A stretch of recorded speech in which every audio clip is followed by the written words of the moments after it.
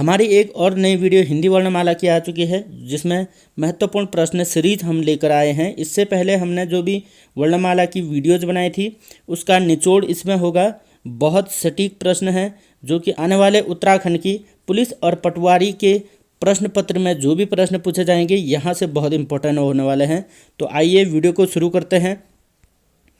पहला प्रश्न है, हिंदी शब्दकोश में सर्वप्रथम कौन सा शब्द आएगा। 4 शब्द दिए गए हैं, जैसे अकंठ, अंकन, अर्क और आकलन। इनमें से आपको चूज करना है। तो इसका सही उत्तर हो जाता है अंकन, क्योंकि शब्दकोश में मैंने बताया था कि अंक सबसे पहले आता है और ह वर्ण जो है सबसे अंतिम में आता है, तो अंकन पहले आएगा। दूसरा प्रश्न है, किन स्वरों के उच्चारण में हवा केवल मुंह से निकलती है, नाक से नहीं निकलती बल्कि ओनली मुंह से निकलती है। उन शब्दों को क्या कहा जाता है। तो पहला है मौखिक स्वर और निर्नुनासिक स्वर, ए और बी दोनों, या अनुनासिक स्वर। तो इसका जो सही उत्तर हो जाएगा वह हो जाएगा ए और बी दोनों, यानी जो निर्नुनासिक स्वर होते हैं उन्हीं को मौखिक स्वर भी कहा जाता है। प्रश्न नंबर 3, अनुनासिक व्यंजन कौन से होते हैं। इसका सही उत्तर हमें छांटना। अनुनासिक का मतलब जिनकी ध्वनि नाक और मुंह दोनों से निकलती है, तो यह होते हैं वर्ग के पंचमाक्षर। याद रखें, पंचमाक्षर भी 5 होते हैं, तो ये 5 वर्ण जो है नाक की ध्वनि से पुकारे जाते हैं। अगला प्रश्न है, छ ध्वनि का उच्चारण स्थान है। छ, तो याद रखें चवर्ग का आता है ये, चौ, छ, जौ, झ, यों। तो ये हमेशा है तालव्य ध्वनि से पुकारे जाते हैं, या तालव्य उच्चारण स्थान से ये पुकारे जाते हैं। अगला प्रश्न है प्रश्न नंबर 5, निम्नलिखित में से कौन तालव्य ध्वनि है, यानी तालु से किस वर्ण को पुकारा जाता है। ये ध्वनियाँ इंपॉर्टेंट है, पूछा जाता है। तो चौ को तालव्य से पुकारा जाता है। प्रश्न नंबर 6, क, ग, ज, फ ध्वनियाँ किसकी हैं, यानी किस भाषा से ली गई हैं। हिंदी वर्णमाला में ये आगत वर्ण हैं, जैसे एक आ है तो ये अंग्रेजी का आगत वर्ण है, और जो यहाँ पर दिए गए हैं क, ग, ज, फ, तो ये फारसी अरबी भाषा से लिए गए हैं। प्रश्न नंबर 7 है, भाषा की सार्थक लघुत्तम इकाई क्या है। बहुत इंपॉर्टेंट प्रश्न है, ये बार बार पूछा जाता है। भाषा की सार्थक लघुत्तम इकाई, तो इसे ध्वनि कहेंगे। ध्वनि यानी वर्ण, तो भाषा की सबसे छोटी इकाई भी इसी को कहते हैं, ध्वनि या वर्ण। यही है इसका उत्तर। प्रश्न नंबर 8 है, निम्न में से कौन सा व्यंजन स्पर्श संघर्षी है। या एक होते हैं स्पर्शी व्यंजन, दूसरे होते हैं संघर्षी व्यंजन, और ऐसे भी वर्ण होते हैं जो स्पर्श संघर्षी वर्ण होते हैं। तो स्पर्श संघर्षी वर्ण इनमें से जौ है, यानी ऑप्शन नंबर डी। प्रश्न नंबर 9, अघोष वर्ण कौन सा है, यानी जिसके उच्चारण में घर्षण नहीं होता है। प्रश्न नंबर 9 का हो जाएगा ह, अंतिम अघोष होगा, बाकी सभी में घर्षण होता है। याद रखें, अघोष और घोष 2 प्रकार से होते हैं वर्ण। प्रश्न नंबर 10, निम्नलिखित ध्वनियों में कौन सुमेलित है। यहाँ सुमेलित छांटना है। तो पहला है फ अल्पप्राण, गो अघोष, ठ सघोष और स ऊष्म। यह बहुत इंपॉर्टेंट क्वेश्चन है, तो 10वां का जो उत्तर हो जाएगा वो हो जाएगा डी, यानी स ऊष्म व्यंजन है, बाकी सभी इसमें से गलत हैं। प्रश्न नंबर 11, निम्न में असंगत युग्म को छांटिए। असंगत को छांटना है। पहला ऑप्शन है, प्रत्येक वर्ग का पहला व दूसरा व्यंजन अघोष होता है। असंगत को छांटना है का मतलब गलत छांटना है। तो हर वर्ग का 3, 4, 5वां व्यंजन घोष यानी सघोष होता है। अगला है, सभी स्वर सघोष व अल्पप्राण होते हैं। और अंतिम है, उपयुक्त सभी युग्म सही हैं। तो इसका उत्तर हो जाएगा डी, क्योंकि सभी युग्म इसमें सही हैं। प्रश्न नंबर 12, बोली का लघुत्तम रूप क्या होता है। बहुत इंपॉर्टेंट है, जैसे भाषा का लघुत्तम रूप पूछा था, बोली का भी लघुत्तम रूप छानना है। तो बोली का भी लघुत्तम रूप सबसे छोटा वर्ण ही होगा, जिसे हम ध्वनि भी कहते हैं। याद रखें, सहायक बोली, व्यक्ति बोली या उपबोली ये नहीं होगा, वर्ण ही होगा। बहुत महत्वपूर्ण प्रश्न है। प्रश्न नंबर 13, निम्न में अर्धस्वर कहलाता है। तो अर्धस्वर यो और वो को कहते हैं, तो इनमें से अर्धस्वर यो होगा। प्रश्न नंबर 14, हिंदी वर्णमाला में स्वरों की कुल संख्या कितनी होती है। यहाँ पर पूछ रहा है कुल संख्या, स्वरों की संख्या नहीं पूछा। यदि स्वरों की संख्या पूछता तो उत्तर दूसरा होता, कुल में 13 आ जाएंगे, और सामान्यतः जब स्वर पूछेगा तो वह 11 आ जाता है। जबकि मूल स्वर होते हैं वह 10 होते हैं उच्चारण के आधार पर। और इसी में प्रश्न ये भी पूछता है कि सबसे मूल स्वरों की संख्या क्या होती है। अ इ उ री 4 होती है, फिर दीर्घ स्वर 7 होते हैं। इस प्रकार से अलग अलग तरीके से विभाजित किया जाता है। तो यहाँ पर मूल स्वर पूछा गया था, तो इसका उत्तर हो जाएगा 13, ऑप्शन नंबर ए। प्रश्न नंबर 15 है, वर्णमाला किसे कहते हैं। इसका सही उत्तर हमें छांटना है। तो वर्णमाला किसे कहेंगे।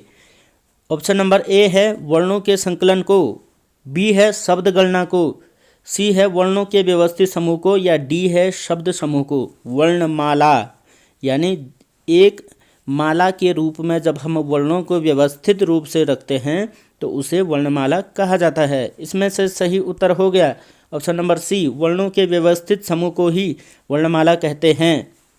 प्रश्न नंबर 16, हिंदी में ध्वनियाँ कितनी प्रकार की होती है। बहुत मुश्किल प्रश्न है, लेकिन इसका उत्तर हमें आना चाहिए। यदि यह नहीं आया तो वर्णमाला पढ़ने का कोई फ़ायदा ही नहीं है। इसका सही उत्तर हो जाएगा ऑप्शन नंबर डी, 2। ध्वनियाँ 2 प्रकार की होती है, बड़ी ध्वनि और छोटी ध्वनि, यानी इसको ह्रस्व और दीर्घ 2 प्रकार की ध्वनियाँ होती है। अगला प्रश्न है 17, मात्रा के आधार पर स्वर कितने प्रकार के होते हैं।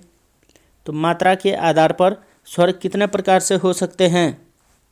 तो यहाँ पर स्वर होते हैं 3 प्रकार से, ह्रस्व, दीर्घ और प्लुत। अगला है, जिह्वा प्रयोग के आधार पर स्वर कितने प्रकार के होते हैं। जिह्वा प्रयोग के आधार पर स्वर 3 प्रकार के होते हैं, अग्र स्वर, मध्य स्वर और पश्च स्वर। 3 प्रकार से ये भी विभाजित किए जाते हैं। प्रश्न नंबर 19 है, एक से अधिक वर्णों के मेल को कहा जाता है। जब एक से अधिक वर्ण मिलता है उसके मेल को क्या कहा जाता है। इसका सही उत्तर होगा अक्षर कहा जाता है, न कि व्यंजन।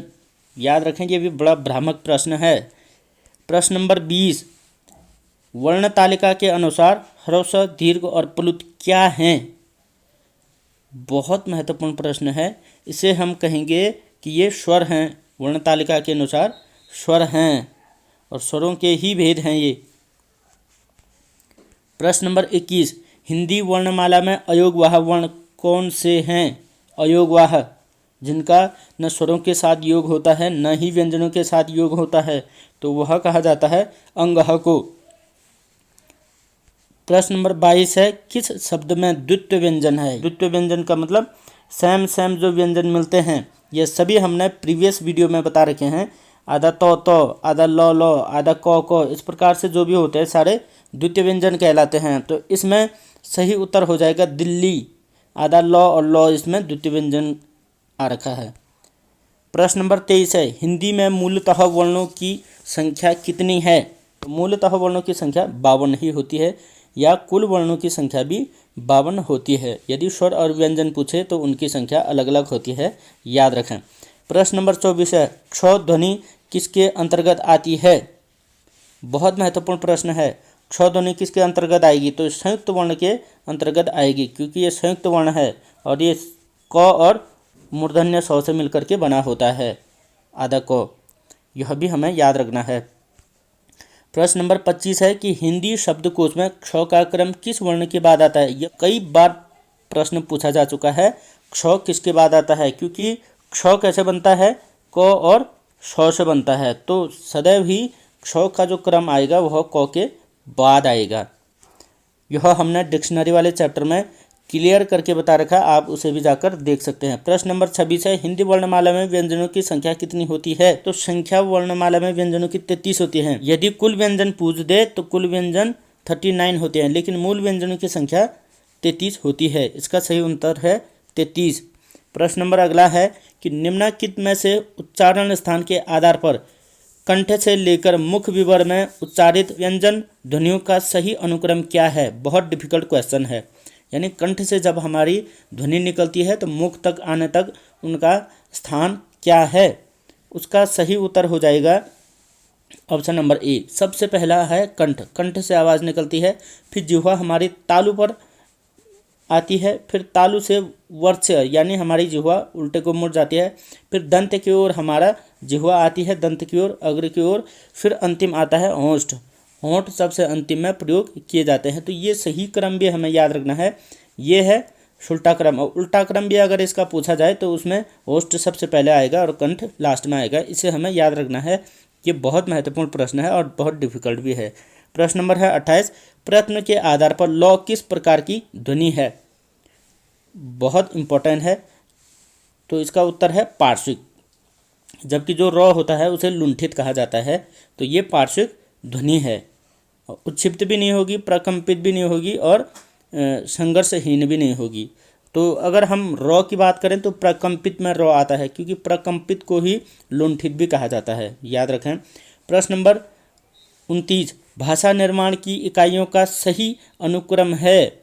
भाषा निर्माण की इकाइयों का अनुक्रम पूछ रहा है। तो सबसे छोटे से शुरुआत करेंगे। तो छोटा सबसे ध्वनि होता है, फिर उसके बाद शब्द होता है, फिर पद होता है, फिर वाक्य होता है। ये डी इसका सही उत्तर होगा। प्रश्न 30, शब्दकोश के अनुसार संयुक्त व्यंजनों का सही क्रम छांटें। सही क्रम क्या होगा? पहला कौन सा आएगा, दूसरा कौन सा, तीसरा और चौथा। जबकि जब हम वर्णमाला में देखते हैं तो उसका क्रम दूसरा होता है और शब्दकोश में थोड़ा अंतर आ जाता है। तो इसका सही क्रम हो जाएगा ऑप्शन नंबर बी, क्ष ज्ञ त्र स्र। जबकि हम वर्णमाला में क्ष त्र ज्ञ स्र देखते हैं। तो इसका सही उत्तर यहाँ पर हो जाएगा। यदि इसको क्लियर आपको समझना है तो आप हमारे पिछली डिक्शनरी वाली वीडियोज़ को देख सकते हैं। प्रश्न नंबर 31, शब्दकोश के आधार पर कौन सा शब्द प्रथम क्रम में आएगा? बहुत महत्वपूर्ण प्रश्न है। इसका सही उत्तर हो जाएगा कंचन सबसे प्रथम क्रम में आएगा। इससे संबंधित 2 प्रश्न मैंने बना दिए हैं, आप इसे डिक्शनरी में जा करके समझ सकते हैं कैसे ये आएगा।